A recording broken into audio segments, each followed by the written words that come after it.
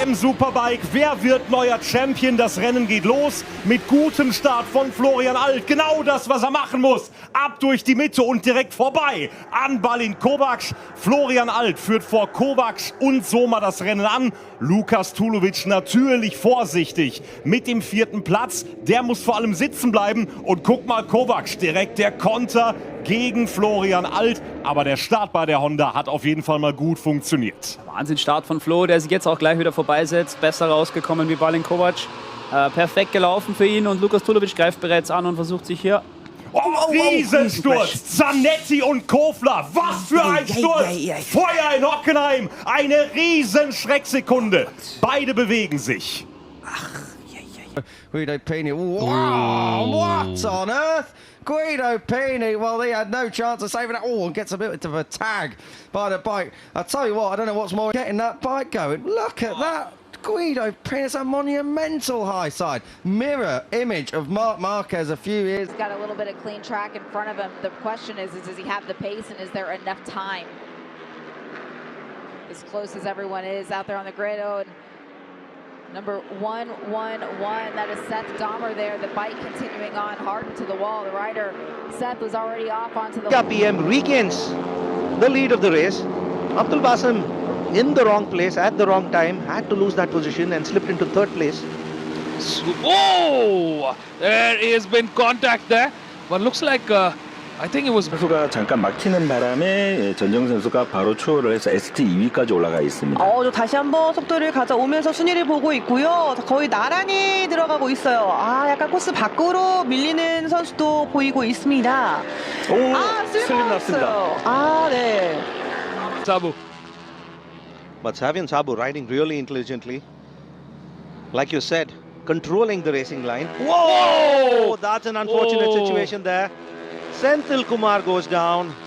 Along with... Yeah, absolutely right down to it. Yeah. And very similar to Guido Pini, and actually Zen Matani lands quite heavy on his helmet there. He was out more towards the front of the... Start, but we know what kind of a rider he is. He's right there. Just 200 milliseconds behind the leader. He's right where he needs to be. Well, in the front, that is Hariharan, number 14 there. タイムも34秒中盤まで落ちてるので、2台ともにですよね。先ほどは西村選手追い上げてる時は33秒中盤で走ってたので、1秒近く落ちてるので、意図的に落としてる。ここでスリップ。James Cook, but the trees and the leaves that are overhanging offline there, Danny.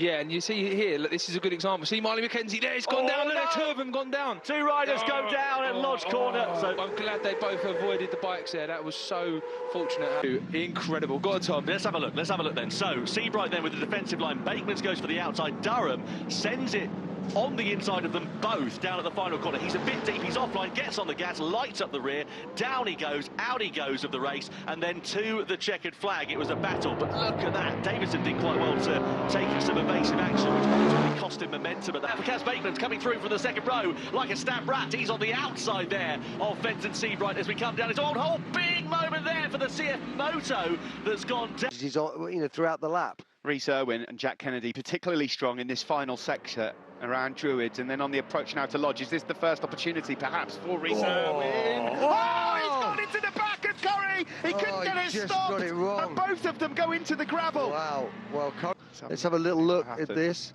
Wow, yeah. You've got to... That is super odd. Losing the rear. Et système airbag, et là, je pense que c'est une belle perte de l'avant au frein. On va le revoir dans quelques instants, oui.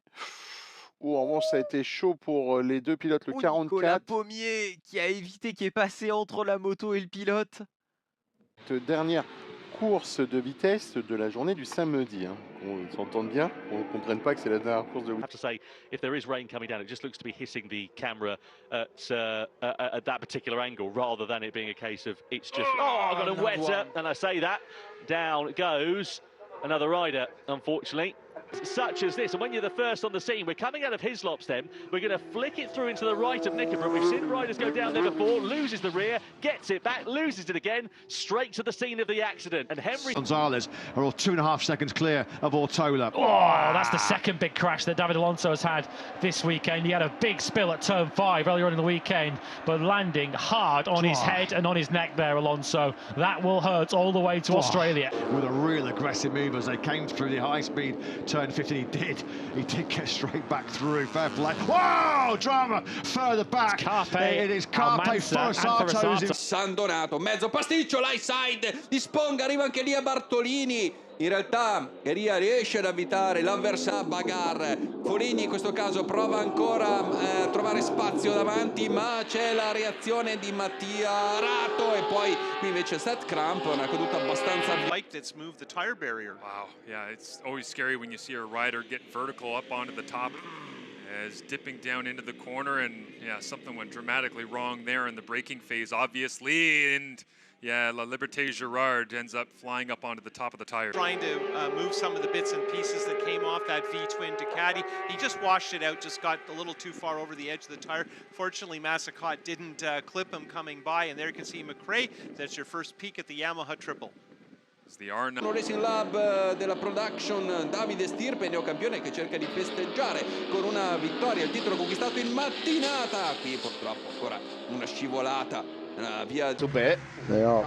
Passengers starting to fall off the back of the leading trio. Yeah, well, it was a quick pace. You know, it was a quick pace to sort of set that time. The quickest lap of yesterday, 1:47.3, so already 3/10 quicker. Sorry, James. Oh, that's the championship leader down. Nicky Coates into the ramp, and that is a huge accident. Yeah, that bike.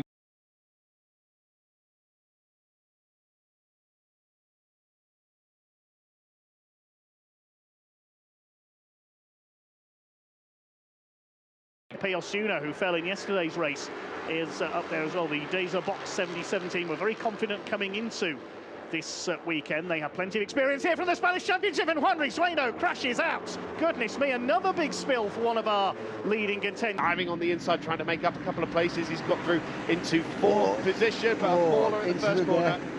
Just got tangled. It's always tight on another one.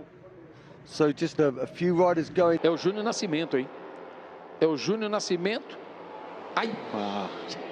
83, o Júnior Nascimento, fim de prova para ele. Júnior Nascimento. Traz o João Carneiro, fez a ultrapassagem em cima do Felipe Macan.